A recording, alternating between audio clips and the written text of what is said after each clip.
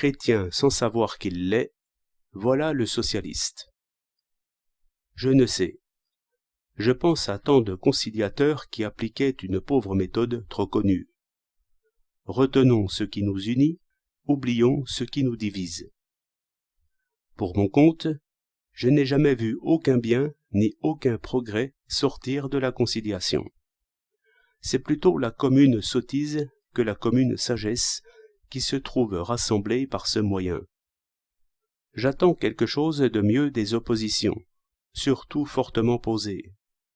C'est pourquoi je repousse ce mélange sans saveur, où socialisme et christianisme perdent chacun leur vertu propre. Ce qui est commun aux deux, et à toutes les doctrines pratiques, c'est le bien, faible abstrait qui ne résout rien. Le socialisme me paraît essentiellement politique, en ce qu'il espère beaucoup de l'organisation. La coopérative est une expérience où le socialiste reprend des forces, ayant pu constater et constatant chaque jour que la seule participation à ce raisonnable système donne à chacun un peu plus de tempérance, d'ordre et de sagesse politique.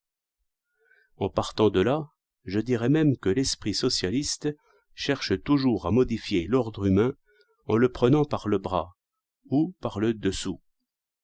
Par exemple, n'attendons point que l'ouvrier ait le goût de l'étude pour lui donner des loisirs.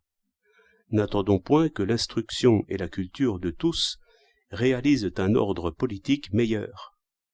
Mais faisons agir les intérêts. Changeons d'après cela l'ordre politique.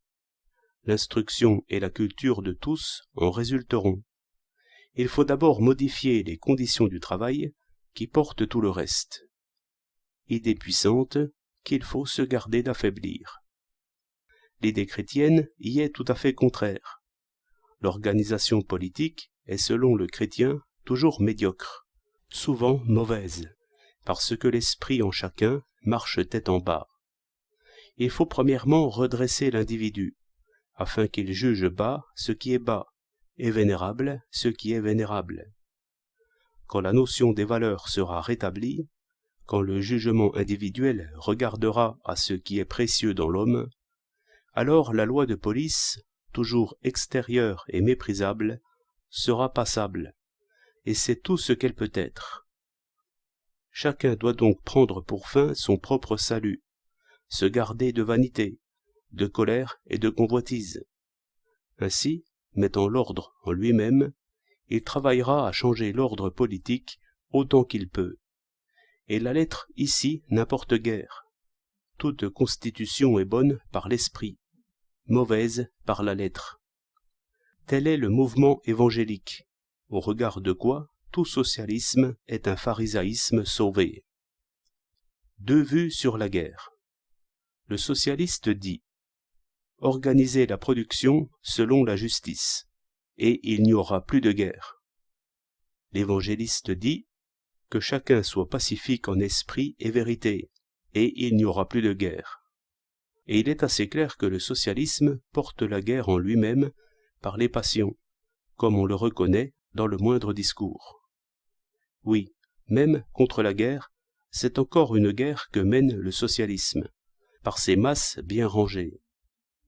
Il est assez clair aussi que l'évangélisme ne peut rien contre la guerre, faute d'organisation.